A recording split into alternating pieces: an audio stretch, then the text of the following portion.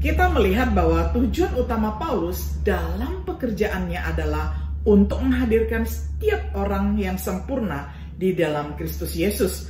Artinya bahwa mereka menjadi dewasa secara rohani di dalam Kristus.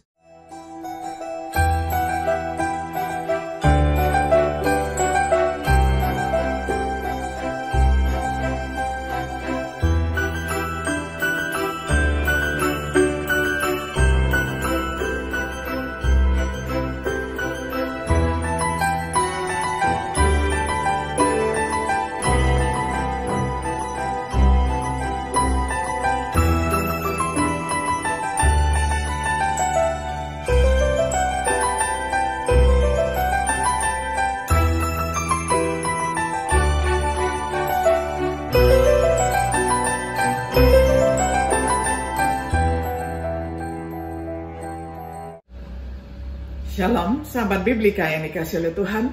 Sungguh senang kita dapat berjumpa kembali di dalam acara Refleksi Sahabat Biblika. Pada hari ini kita tiba pada episode yang ke-7 di dalam serial pembahasan Kitab Kolose dengan tema Kedewasaan Rohani dalam Kristus. Saya akan bacakan firman Tuhan untuk kita semuanya dari Kolose 2 ayat 1 hingga ayat yang ke-8. Saya akan bacakan untuk kita semuanya di dalam terjemahan sederhana Indonesia. Saudara-saudari, saya ingin kalian tahu bahwa saya berjuang keras untuk menolong kalian yang di Kolose, juga saudara-saudari kita di Laodikia, dan semua pengikut Kristus yang belum pernah bertemu dengan saya. Perjuangan saya ini adalah untuk mendorong kalian semua agar semakin percaya kepada Yesus dan saling mengasihi lebih sungguh-sungguh, sehingga kalian semakin bersatu. Dengan demikian, kalian akan lebih mengerti dan yakin bahwa rencana keselamatan yang Allah nyatakan kepada kita adalah berkat yang sangat luar biasa. Inti dari rencananya itu adalah untuk memperkenalkan kita semua kepada Raja kita sendiri, Kristus Yesus. Dia ibarat kunci yang membuka pikiran kita terhadap semua hal yang dulu dirahasiakan dari manusia, yaitu kebijaksanaan Allah yang sangat indah tentang rencana keselamatannya. Saya mengatakan itu supaya kalian jangan sampai mengikuti ajaran sesat, walaupun ajaran itu disampaikan dengan cara yang kelihatannya bijaksana. Meskipun saya tidak bersama kalian, tetapi hati dan pikiran saya bersama kalian. Saya akan selalu senang ketika mendengar bahwa kalian hidup dengan teratur dan tetap bertahan dalam keyakinanmu kepada Kristus. Karena kalian masing-masing sudah menerima Kristus Yesus sebagai penguasamu, teruslah hidup bersatu dengan Dia. Sadarilah bahwa kamu sudah bersatu dengan Kristus, sama seperti ranting bersatu dengan pohonnya. Jadikanlah Dia dasar hidupmu, teruslah percaya penuh kepadanya tanpa goyah, seperti yang diajarkan Epafras kepada kalian. Dan ingatlah untuk selalu bersyukur kepada Allah. Berjaga-jagalah supaya kalian tidak terpengaruh oleh siapapun untuk mengikuti ajaran sesat. Berhati-hatilah terhadap orang yang hendak memikatmu dengan ajaran yang kedengarannya mendalam, padahal sebenarnya hanya hasil pikiran manusia. Jangan tertipu oleh mereka, sebab ajaran mereka berasal dari roh-roh penguasa gelap yang memerintah di dunia ini, bukan dari Kristus. Sampai sedemikian jauh pembacaan firman Tuhan dari Kolose 2 ayat pertama hingga ayatnya yang ke-8.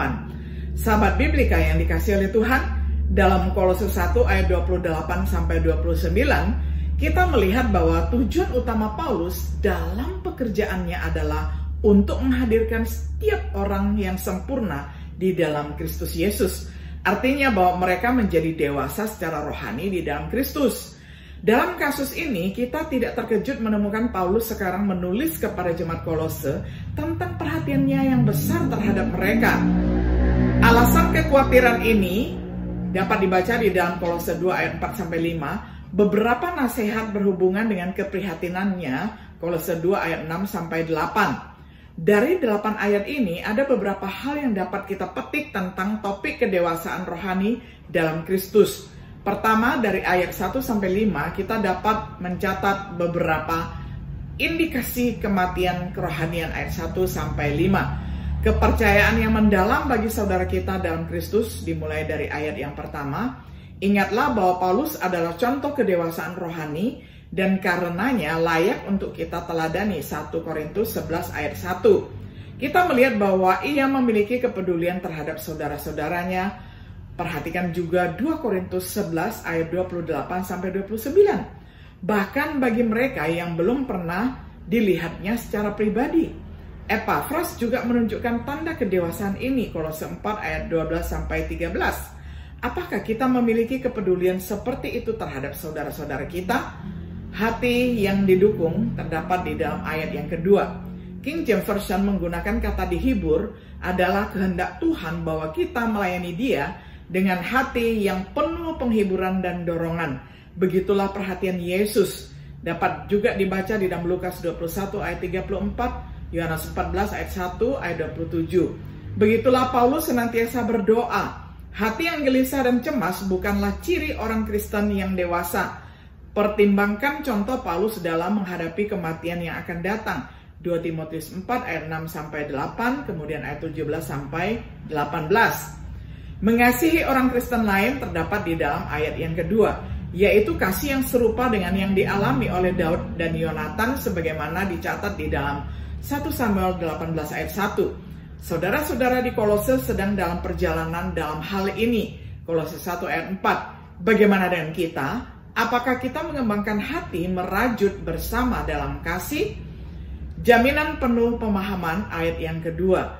Sama halnya dengan memiliki hati yang dikuatkan, kita perlu memiliki keyakinan yang kuat tentang diri kita sendiri dan keselamatan kita.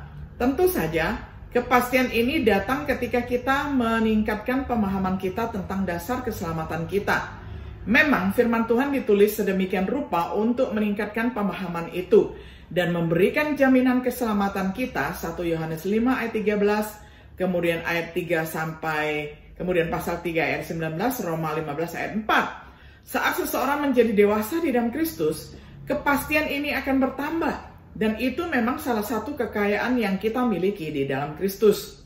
Pengetahuan tentang misteri Tuhan, ayat yang kedua, yaitu pemahaman tentang Injil yang dulunya tersembunyi, tetapi sekarang telah diungkapkan. Efesus 3 ayat 3-6, Roma 16 ayat 25-26. Jadi pengetahuan yang baik tentang Injil Kristus adalah penting untuk kedewasaan di dalam Kristus. Apakah kita bertambah di dalam pengetahuan ini? Ketepatan dan kekuatan iman, ayat yang kelima. Kata pesanan dari kata taksis, istilah militer menunjukkan orang-orang yang berbaris dalam urutan dan ketepatan yang tepat seperti dalam latihan pengeboran. Ini menunjukkan bahwa orang Kristen yang matang adalah orang yang perjalanannya sebagai murid sesuai dengan apa yang diharapkan.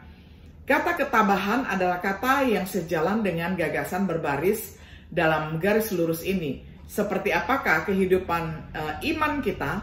Apakah kita maju secara berurutan, teguh dalam kemajuan kita, atau apakah kita terus-menerus goyah?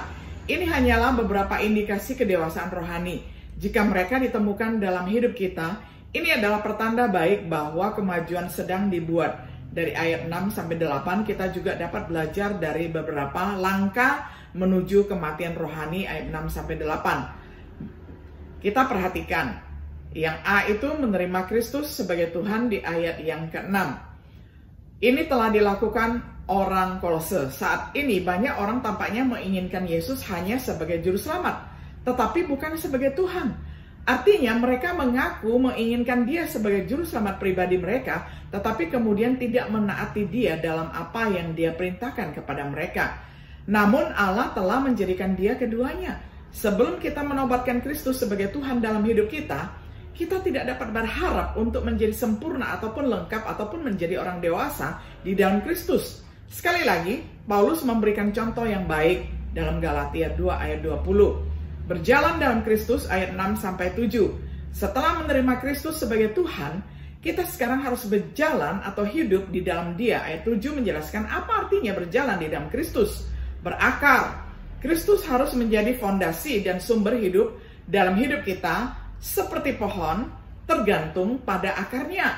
Dibangun di dalam Dia, membiarkan diri kita menjadi jenis bangunan yang Dia inginkan dari kita. didirikan dalam iman, diajarkan dengan baik, dan didasarkan pada ajaran Kristus, dan hidup olehnya, berlimpah dengan ucapan syukur, selalu melimpah dengan sikap bersyukur.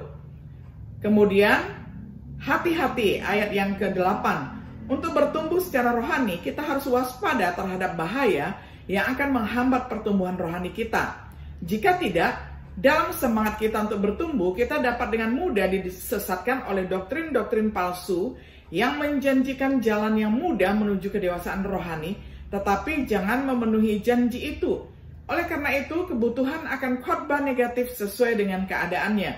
Sebagai kesimpulan, pelajaran kita berikutnya akan melihat beberapa doktrin palsu yang dihadapi di Kolose yang menjanjikan banyak tetapi tidak memberikan nilai yang benar. Untuk saat ini, mari kita tutup dengan mengajukan dua pertanyaan. Mengapa kita bahkan harus peduli dengan bertumbuh dalam kedewasaan rohani di dalam Kristus? Karena di dalam Dia tersembunyi segala harta, hikmat, dan pengetahuan. Kolose 2 ayat 3. Karena Dia telah memperingatkan apa yang akan terjadi jika kita tidak dewasa dan berbuah. Yohanes 15 ayat 1-2. Bagaimana seseorang pada awalnya menerima Kristus sebagai Tuhan dengan melakukan apa yang Dia katakan, yaitu kehendak Bapa. Sahabat Biblika yang dikasihi oleh Tuhan, saya berharap saya dan saudara kita semua bukan hanya dewasa secara fisik, sudah matang secara fisik, mental, tetapi juga spiritual. Kita dewasa di dalam Kristus, supaya hidup kita berbuah banyak dan boleh memperkenankan Tuhan dan menjadi alat berkat bagi sesama manusia.